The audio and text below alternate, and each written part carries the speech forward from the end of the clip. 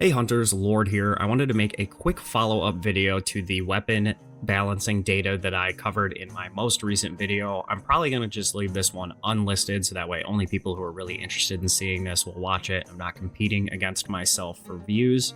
So after some huge help from the community, special shoutouts to Sesh and Standard from the Discord, we're able to pull together a lot more Japanese runs, which helped drop a lot of times dramatically.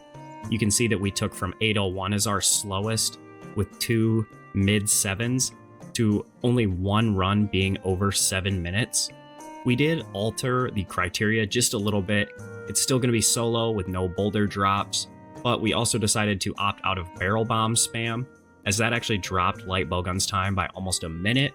But barrel bomb really isn't indicative of the damage that light bowgun is capable of putting out. So I felt like we would leave that out just for the sake of fairness.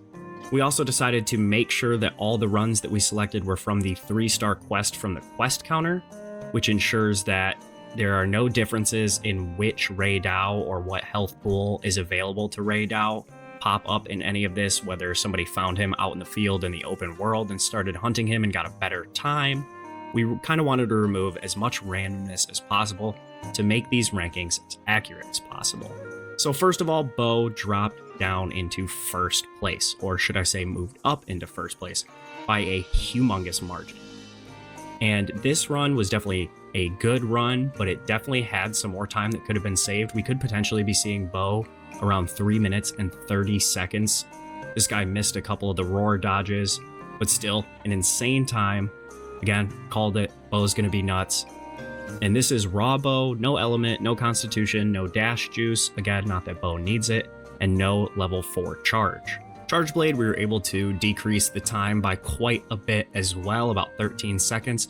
It's still 10% behind Bo, which is pretty hefty considering how low these times are getting. I would expect Charge Blade's times to continue to decrease in the full game with things like artillery, critical skills, and attack boosting skills.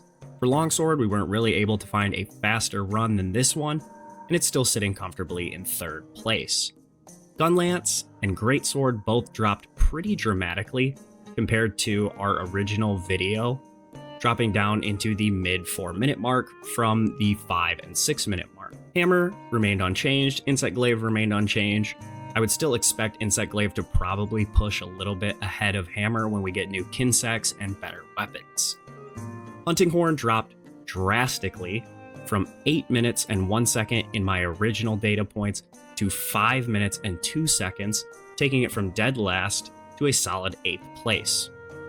Dual Blades also dropped quite a bit of time here, almost a full minute, and again, this is without any element or really any good stamina management skills, so I would fully expect Dual Blades to end up somewhere in this grouping once the full game releases.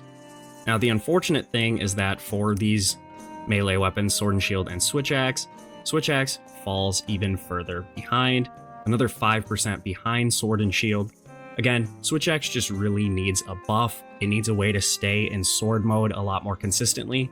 If Charge Blade can have infinite uptime on Savage Axe by just blocking, then there's no real reason why Switch Axe should be so limited in its axe mode usage. Lance, we were able to also drop quite considerably from 7.5 minutes to just under 7 minutes. Again, it's probably going to need some motion value buffs, but I think that just the addition of having offensive guard would be enough to move Lance a lot closer to kind of this mid-range of melee weapons. And finally, light bowgun and heavy bowgun, they're just going to suck basically compared to everything else because there's no recoil skills, we have bad clip sizes, we could have higher level ammos, etc., etc. Now, there's a new column that I added here, which is slower than the #1 spot and how much slower it is without Bow and Charge Blade. Bow and Charge Blade are just considerable outliers. They are almost 30 seconds faster than every other weapon, with Bow being 20% faster than Longsword, and Charge Blade being a further 10% faster.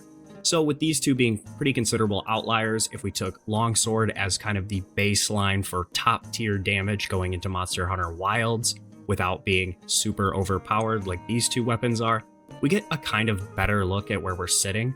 Instead of the 46% difference that we had between Charge Blade and Hunting Horn in the original dataset, we now are sitting at about a 33% damage difference between Lance and longsword from the open beta testing. Again, we can really ignore heavy bowgun and light bowgun as they're going to get pretty drastic changes once we have access to full skills. Now again, I would expect Lance with the additional 10 to 15% extra damage of offensive guard to be a lot closer to Switch Axe, meaning that this is probably more like the data set that we'll be seeing in the full game. And this to me seems fairly balanced. They could do a little more to bring it a little tighter, as there's a pretty big gap here between sword and shield and dual blades, and we know that dual blades is going to shoot up into this range with the addition of element and stamina management skills. So with that said, I feel like it's a pretty safe thing to say that Lance, Switch Axe, and Sword and Shield should all see decent buffs before the full release to help kind of bring them into this more teen percentage difference between the normal, not overpowered weapons. I think overall, having gotten the extra information that this left chart, the updated chart, is a much better depiction of what we're going to be looking at in the full game. Of course, like I've already talked about time and time again, you're going to notice some pretty hefty differences with things like dual blades and insect glaive getting new kinsects and elemental skills, etc., to help kind of move them up or move them closer to weapons that are higher than them. But yeah, that's probably going to be it for this one, guys. If you do have any further questions, you can contact me through Discord. I will leave a link to this spreadsheet down in the description of this video. It's also in the original video, which again, I will link. The main issue that we ran into really overall is that YouTube's search function really kind of screwed us here. We struggled to find these Japanese runs, which really dynamically changed our times. So overall, this is a much better data set, and I'm pretty excited to be able to present this to you guys. But yeah, if you enjoyed, leave a like and subscribe for more Monster Hunter math and charts and a whole bunch of other stuff just like this. Thank you guys so much for watching this video, and I'll catch you in the next one.